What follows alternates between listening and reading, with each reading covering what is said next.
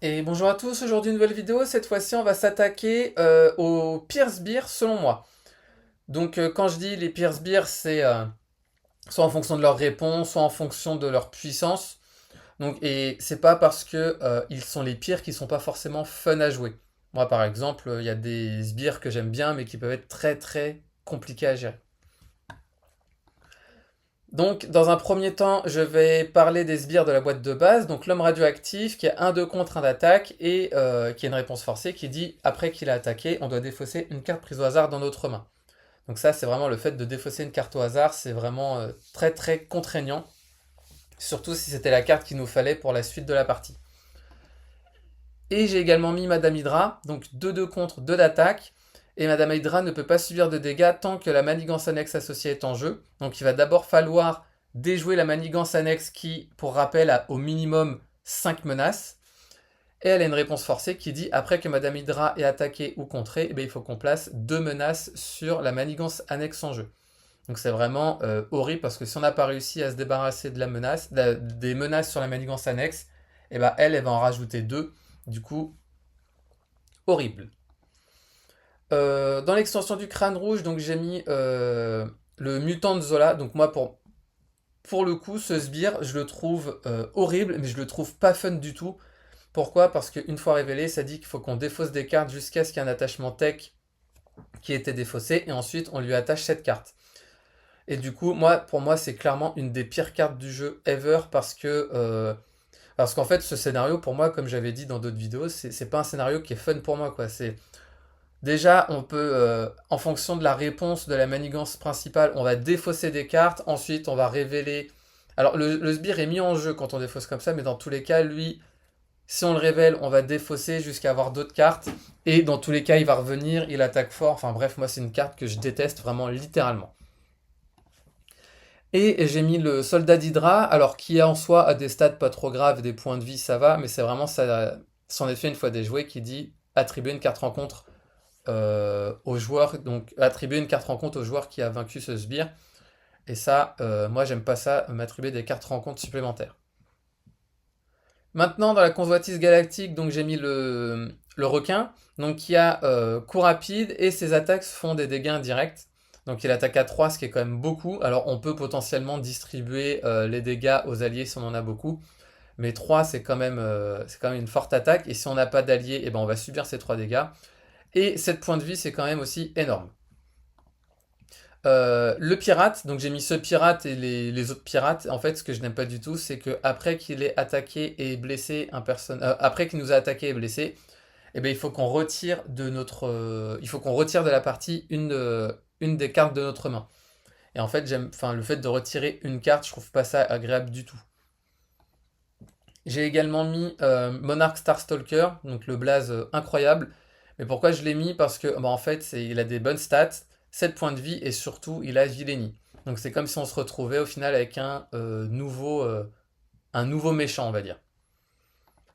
Et enfin, j'ai mis le cri commando, donc un de contre, 2 d'attaque et 6 points de vie. Moi, c'est le fait qu'il ait 6 points de vie et patrouille, c'est horrible parce que le scénario de, de Ronan, on ajoute 2 menaces au lieu d'une lors de l'étape 1 du méchant. Et si on ne peut pas vaincre ce sbire-là qui est à 6, au final, la menace, elle va monter très rapidement jusqu'à perdre la partie. Donc moi, pareil, j'ai perdu. De toute façon, contre Ronan, je crois que je dois avoir... J'ai des victoires quand même, mais j'en ai pas tant que ça. Mais celles où je les ai perdues, c'est parce que soit j'étais submergé des sbires, ou soit parce que il y avait lui. Et du coup, je peux pas retirer de menace parce qu'il a patrouille. Et la deuxième manigance principale, on peut pas retirer de menace tant qu'il a la pierre de pouvoir. Donc en gros, on peut rien faire, quoi, littéralement. Dans la jeunesse des mutants, j'ai mis Mystique. Parce que Mystique, 9 points de vie, elle gagne les pouvoirs du méchant. Et elle rentre en jeu avec Tenace.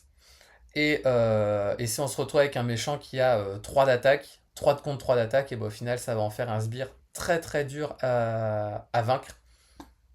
Mais malgré tout, même si elle est compliquée, dans le thème, j'aime bien parce que ça reste quand même une carte très thématique. Et j'ai mis Nimrod. Donc Nimrod, c'est un sbire qui lui est horrible parce qu'en fait, il manigance à 2 contre à 3. mais surtout il a robuste et il ne peut pas subir plus de 3 dégâts à chaque phase. Donc ça veut dire qu'il va rester au minimum, alors au minimum 3 durant 3 phases, sauf si on joue un deck où il y a de la riposte, donc on va pouvoir lui infliger, on va dire, 3 dégâts phase de joueur, 3 dégâts phase de méchant avec riposte, et tour suivant, mais dans tous les cas, il va rester au moins 2 tours. Et il peut être très très très compliqué à gérer. Mais pareil, moi dans la thématique, je l'aime bien ce sbire. Il est très dur, mais je l'aime bien. Maintenant, au niveau de Civil War, j'ai mis Paladin. Donc Paladin qui entre en jeu avec coup rapide et tenace. Et en plus de ça, on défausse une carte de notre main au hasard si on a le trait non enregistré. Donc là, pareil, moi, le coup rapide, c'est vraiment... ça peut être compliqué. Et coup rapide plus défausse de cartes, ça, c'est un combo que j'aime pas du tout. Et ensuite, j'ai mis Namor. Donc Namor, 1-2 contre, 1 d'attaque, qui entre en jeu avec Solide, Tenace et Vilenie. Et une fois qu'il est entré en jeu, il va s'activer. Donc en gros, il a un coup rapide, mais que ce soit en attaque ou en attaque ou en manigance. Donc pareil, c'est un sbire, j'ai mis dans les pires parce que c'est vraiment son effet une fois révélé qui est horrible. Mais pareil, dans le thème, je trouve que c'est un bon sbire, quoi. Quand je dis les pires sbires, je le répète, hein, c'est vraiment par rapport aux effets. Mais c'est pas parce que les effets sont horribles que je vais pas forcément les aimer. Je peux très bien aimer les cartes en fonction du thème. Et enfin, pardon, pour les packs scénario et héros, donc j'ai mis le chevalier gobelin. Donc sa réponse qui dit après qu'il vous a attaqué, on défausse la carte du dessus d'écran contre. Et si c'est un ennemi gobelin, et ben on le met en jeu. 2 points de vie, 2 d'attaque, 2 de manigance et 7 points de vie. Donc c'est vraiment un sbire qui peut rester très longtemps. Et sa réponse, moi je l'aime pas du tout. Madame Masque, du fait qu'il va falloir qu'on résolve 2 fois l'effet de The Hood. Donc en gros, c'est un renfort, hein, c'est un renfort déguisé, faut pas se leurrer. J'ai mis Speed Demon. Donc Speed Demon, par exemple, son effet, il est horrible, mais malgré tout, j'aime bien, parce que je trouve ça thématique. Ça dit, quand le personnage attaque Speed Demon, et ben en fait, Speed Demon, il va attaquer avant. Donc, potentiellement, c'est comme si on disait qu'il avait une riposte 2. Mais il va falloir s'en débarrasser assez rapidement. Ou en tout cas, il va falloir s'en débarrasser avec une grosse attaque. On subira certes 2 dégâts, mais au moins on l'aura vaincu après. Armadillo, donc il y a 1 de manigance, 2 d'attaque, qui entre en jeu avec tenace, et il peut avoir n'importe quel nombre de tenaces sur lui. Et après qu'il s'est activé, on lui donne de nouveau une carte tenace. Donc il va falloir s'en débarrasser assez rapidement si on ne veut pas qu'il accumule plein de cartes tenaces. Alors après, pour contre les personnages qui ont le trait perçant, au final c'est un sbire qui peut être géré très facilement. Mais si on n'a pas accès au perçant, là ça peut être extrêmement compliqué. J'ai mis Dreadpool. Donc Dreadpool qui est du set Dreadpool quand on joue avec l'aspect pool. Et il engage le premier joueur et c'est surtout son effet une fois vaincu qui dit une fois qu'il est vaincu, il va falloir qu'on se l'attribue en tant que carte rencontre face cachée. Et la seule manière de... Alors il existe plusieurs manières de s'en débarrasser. Donc on peut s'en débarrasser soit si on récupère l'attachement qui permet de rendre sa boîte de texte blanche. Donc dans ce cas-là, il ne reviendra pas. Ou sinon, il y a différentes combines comme par exemple avec des améliorations comme renseignement ou avec des héros comme le faucon qui va permettre notamment d'annuler le fait de s'attribuer des cartes rencontres. Sauron. Donc Sauron, lui, qui est un sbire qui est super compliqué à gérer. Parce que quand il entre en jeu, il va falloir qu'on aille chercher son attachement. Et son attachement fait qu'il va s'activer contre nous. 2 de manigance, 2 d'attaque, 6 points de vie. Donc très très dur je trouve à gérer. De toute façon, son set, il est très dur à gérer. Quand je dis il est dur, c'est pas parce que c'est dur que c'est forcément naze. Mais en tout cas, lui, il est très très dur. C'est un des sets modulaires pour moi les plus compliqués du jeu. Atlas, donc Atlas qui fait qu'il gagne 2 points de vie pour chaque jeton croissance et il en récupère 1 à la fin de chaque phase. Donc au final, il est invincible, sauf si on s'en débarrasse très rapidement. Mais sinon, il peut être littéralement invincible. Et enfin Moon Knight qui est de la dernière extension.